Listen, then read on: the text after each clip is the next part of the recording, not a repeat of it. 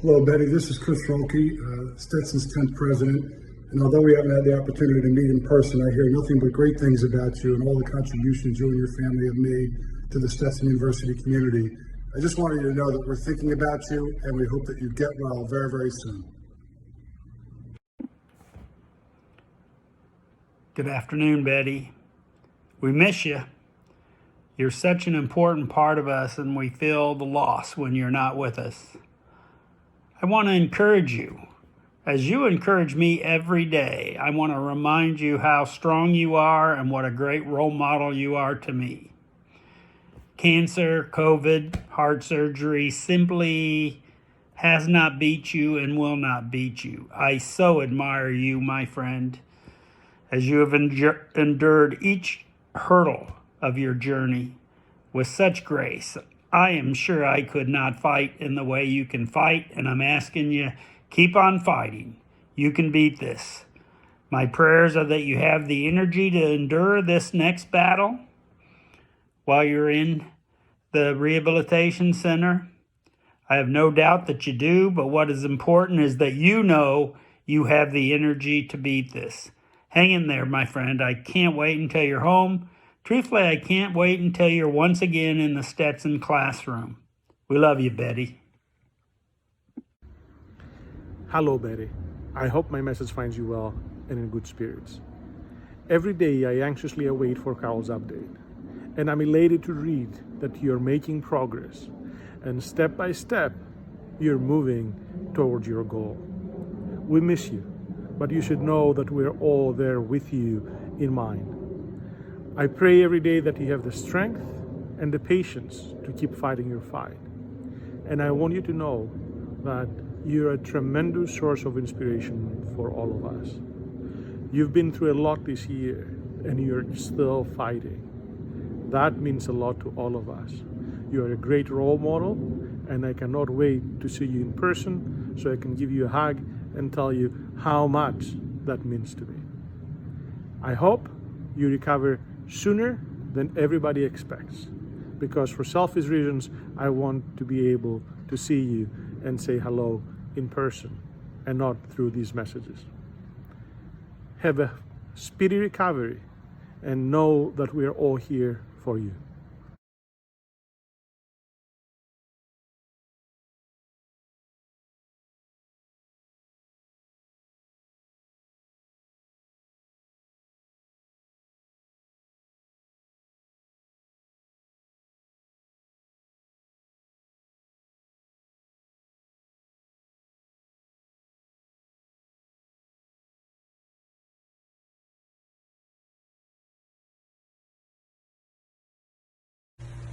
Hi, Betty. I hope you're doing well. I think of you and pray for you every day. Know that I am definitely thinking about you. I know I'm really looking forward to Thanksgiving. Not for food or for the holiday, just to get a break from here. But I know you're thinking about Thanksgiving too, being able to get back with your family, and I'm sure that will happen. Once you're up and around, come on back to the building and I'll do laps with you around the building. Let's see who can walk the slowest. Even more so, walking on the beach. I'm sure you're looking forward to that too. So, feel better quickly, but know that there is no hurry. You need to rest and get your energy back too. So I will be praying for you.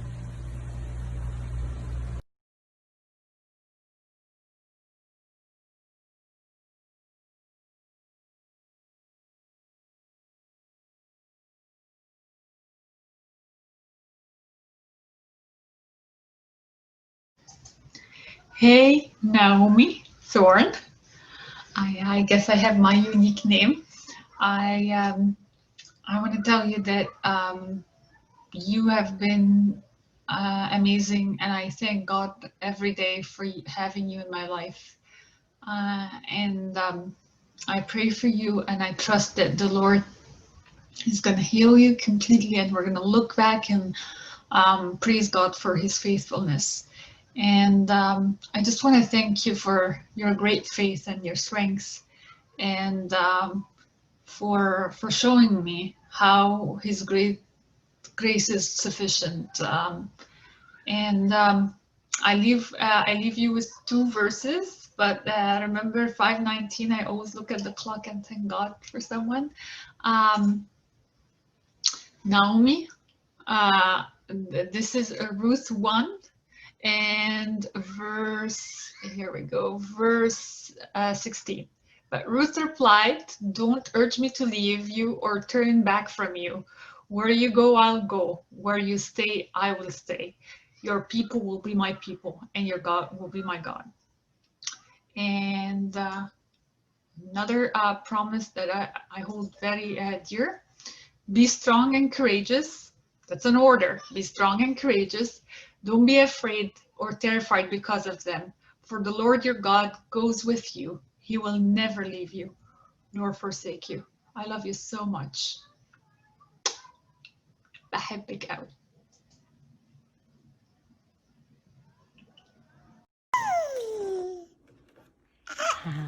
Hi Betty, this is Jessica. I just wanted to send you a little clip of my baby Landon.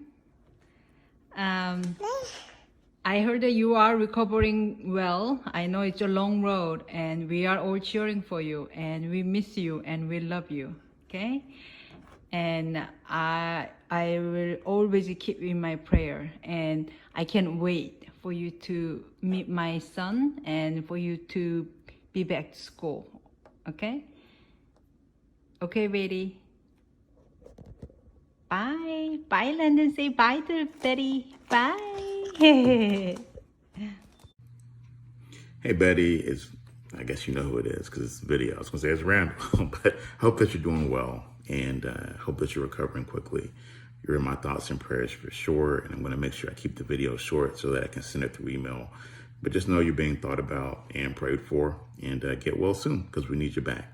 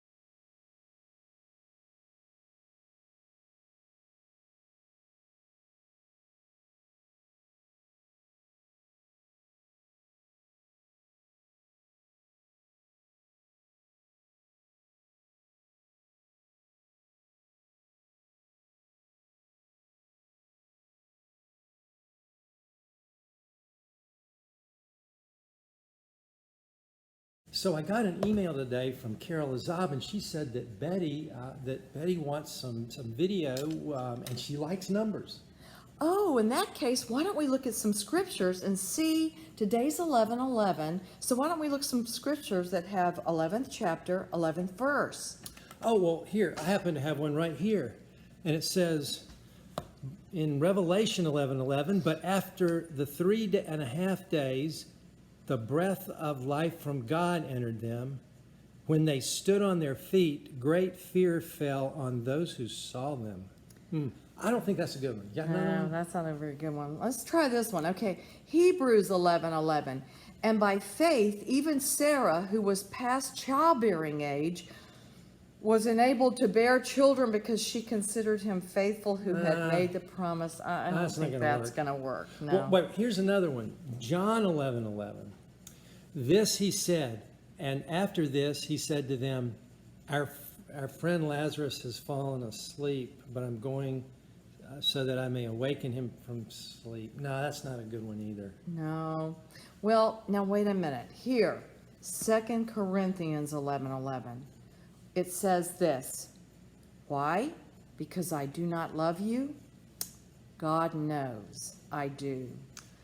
God knows we both do, Betty. Yep, that's a good one to end on. That's don't a you good think, one to Carol? end on. Betty, We are thinking about you. And no, when I think of you, Betty, I think of a woman of faith, a woman of strength, and a woman who has been through many trials, and God has brought you through so many. here's another one that he's going to bring you through. So God bless you, Betty, and we look forward to seeing you soon. Take We care. do. Bye-bye. Bye. Hey, Dr. Thorne, it's Bonnie. Hope you're feeling better. Thought you might get a kick out of this little hummingbird cartoon. Thought I'd send you this little message from Romans 12:12, which I bet you can say by heart. Be joyful in hope, patient in affliction, and faithful in prayer. And I thought I'd send you a selection from my little book of wisdom. It's Pooh and Piglet. It says, "We'll be friends forever, won't we, Pooh?" asked Piglet. "Even longer," Pooh answered. "Want you to know that we all love you and we're all praying for you, and we can't wait to see you again soon. Take care. Bye."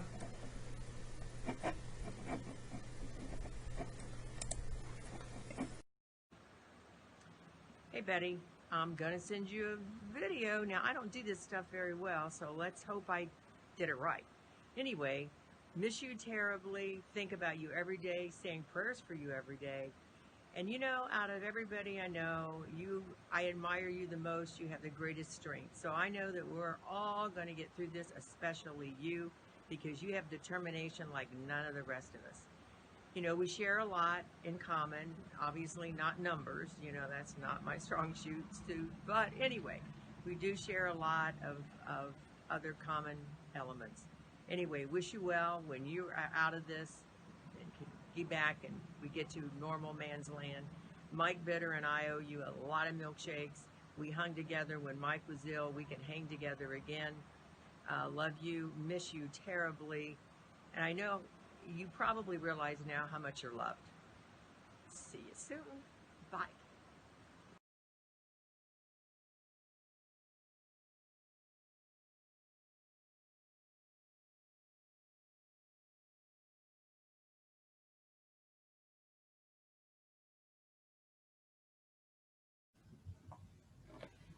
Hey, Betty, I know you've had just a really tough time this year. I can't even believe everything that you have had to deal with. I'm really thankful to Carol that she's been able to stay in touch with you and keep us all informed.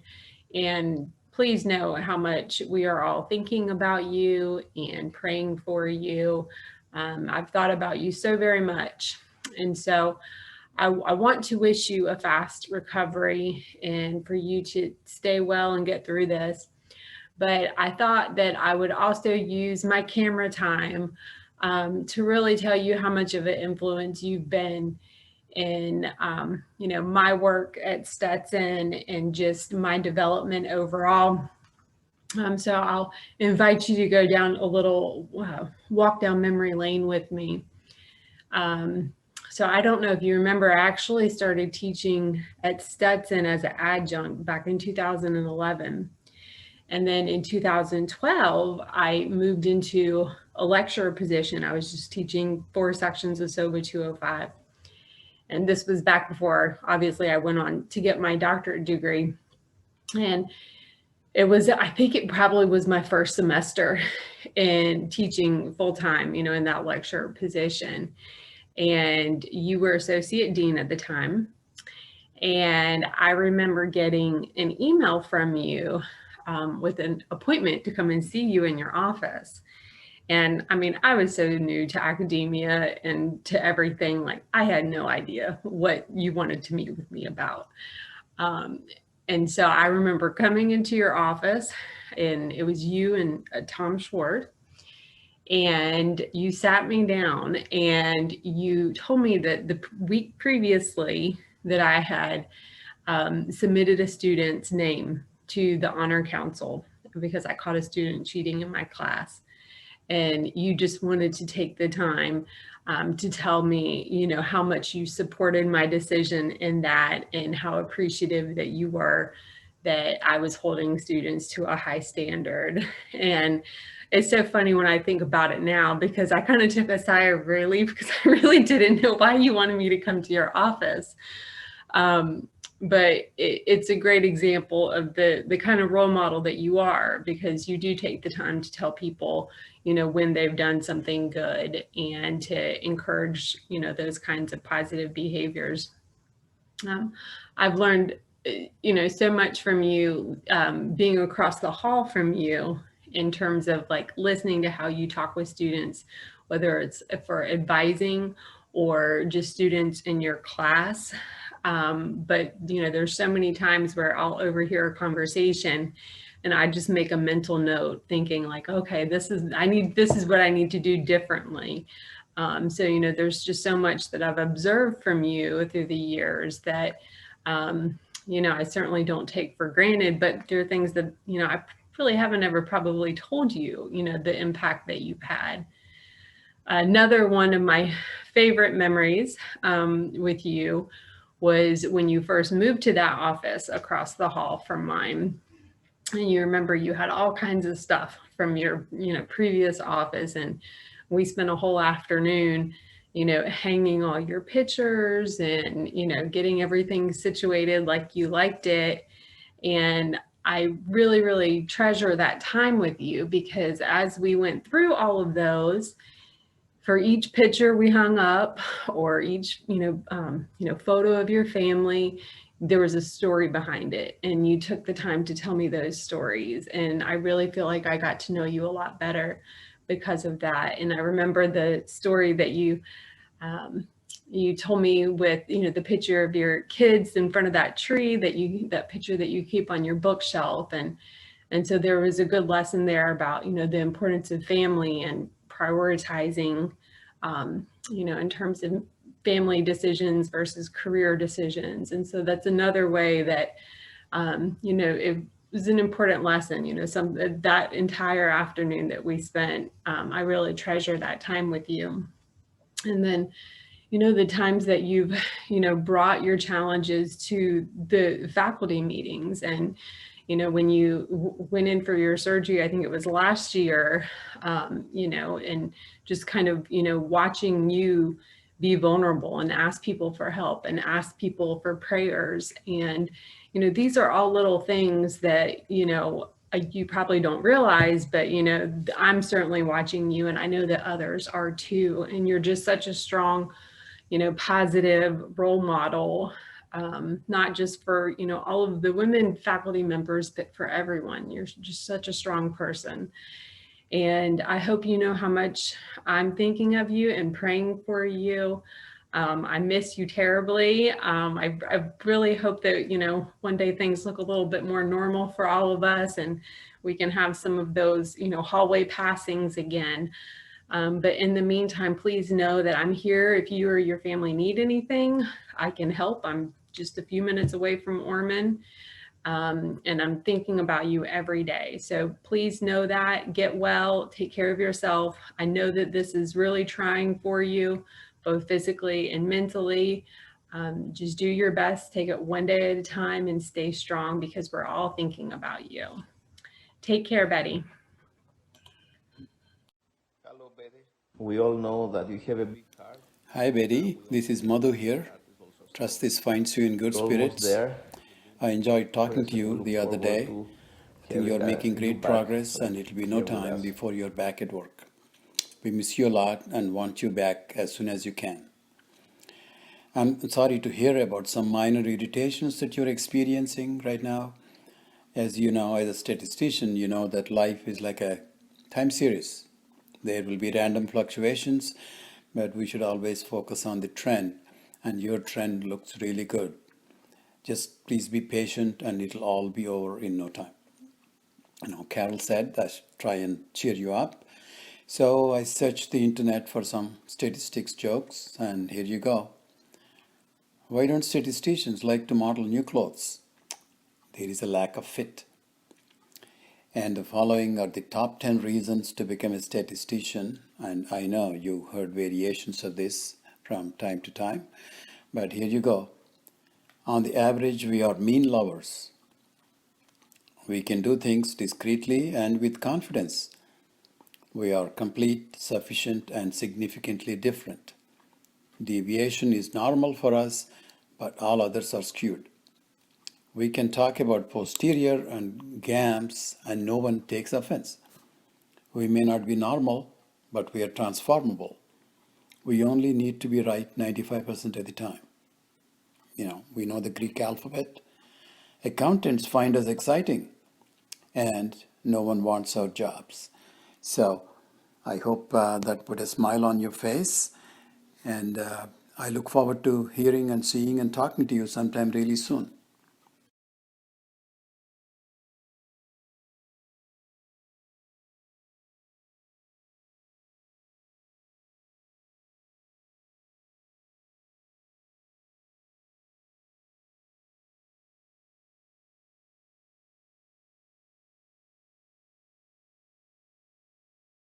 Hi, Betty. I'm so glad to hear that you're healing and are now working to build up your strength. Thought you might like to see what's going on outside for a change. I'm in my backyard with my son's chickens. One of them told me a funny joke, and since I have heard that laughter is the best medicine, I thought I would pass it along to you. So why did Beethoven get rid of all of his chickens? Because they kept saying bok, bok, bok. My thoughts are with you each day. You're definitely an inspiration as I try to find my way through this pandemic. Your determination, faith, and resilience have been amazing. Keep up your incredible spirit, Betty, and keep counting those steps. I look forward to seeing you soon. Bye-bye. Hi, Betty. I'm glad to have a chance to talk to you. I'm looking forward to doing that in person. As soon as Carol gives me the okay, I'm going to give you a call and we can chat in FaceTime or something. We are so glad to hear that you are doing so well. I'm convinced you're going to be home by Thanksgiving and everything's going to be go swimmingly after this. And so you keep a brave face and do what the doctors tell you to do and know that we are all behind you and we are pulling for you and thinking about you all the time. Love you, Betty. Hi, beautiful. I hope you're doing okay today. I know you're working hard, that's for sure. You are such a trooper. We are so proud of you. And I just want you to know that I love you and that I'm praying for you every single day. You're in my heart and I'm here for you if you need me. We love you. You know, Betty, my first thought was that you're going to awfully extreme lengths just to get out of teaching a couple classes. And I realized, no, that can't be it. You love teaching so much and you're so good at it. Then it hit me.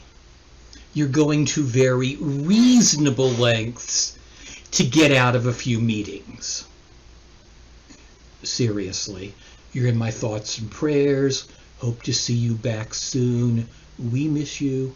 Your students miss you. Hi, Betty. It's Juwan. I wanted to make sure that I sent you a video to say that I'm praying for you and that I love you and that I wish you all of the health and restored health and everything that God has for you. I know you're going to pull through this. You are so very strong. And I just look forward to seeing you really soon. Okay, bye.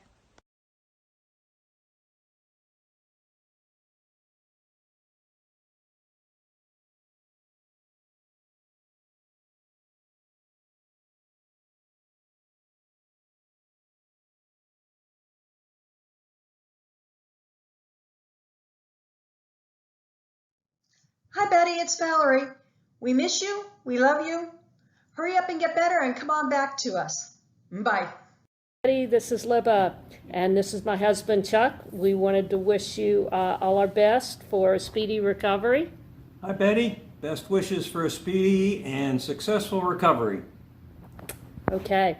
Well, anyway, I know it's been tough for you, and but hang in there. And we're really looking forward to having you back on your feet, and hopefully everything else will return to normal soon, and so we can see you soon. Bye. Hey, Betty. This is Jay, and I just thought I'd share some statistics jokes to hopefully make you smile a little bit. So the first one is more of a pun. And just the larger the sample size N, the more confident you can be that your sample mean is a good representation of the population mean. In other words, the N justifies the means.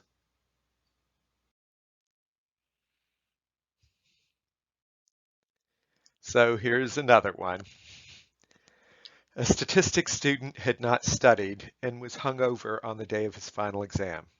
It was a true-false test, so he decided to flip a coin for the answers. The statistics professor watched the student the entire 2 hours as he was flipping the coin, writing the answer, flipping the coin, writing the answer.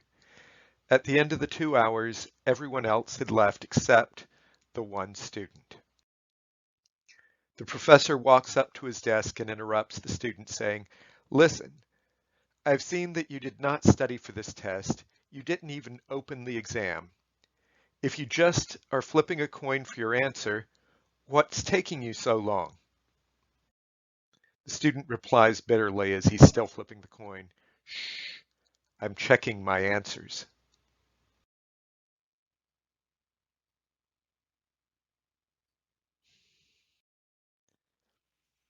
Here's another one. Not sure any of them are that good, but here it goes. A former STAT 301Q student who didn't quite pass the first time he took the course, but was scheduled to take it again in the fall, was traveling on a plane. When he passed the security check, they discovered a bomb in his carry-on baggage. Of course, he's hauled off for interrogation. "I don't understand it," the interrogating officer exclaims. "You're an upstanding student at a good school. You're an active volunteer in the community, a pillar of your church, and now you want to destroy all that by blowing up an airplane?" "Sorry," the failed student interrupts him. "I never intended to blow up the plane." "Why else would you bring a bomb on board?" "Let me explain. Statistics shows that the probability of a bomb being on an airplane is 1 in 100,000. That's quite high if you think about it with all the flights that happen. So high that I wouldn't have had any peace of mind on a flight." "And what does that have to do with you bringing a bomb on a plane?" "You see, since the probability of one bomb being on a plane is 1 in 100,000, the chance that there are 2 bombs is 1 in 10 billion. If I already bring one, the chance of another bomb being around is actually 1 in 10 billion, and I'm much safer."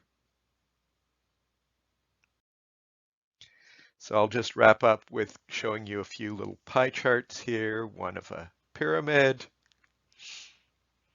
Unfortunately, Pi Day is on March 14th, is a Sunday this year, so we can't mention this in class as easily and blame it on Pi Day. Here's another one, a pie chart of a pie. And to wrap up, a pie chart for Pac-Man. And I just wanted to say, I hope you're feeling better, Betty, and I am praying for you.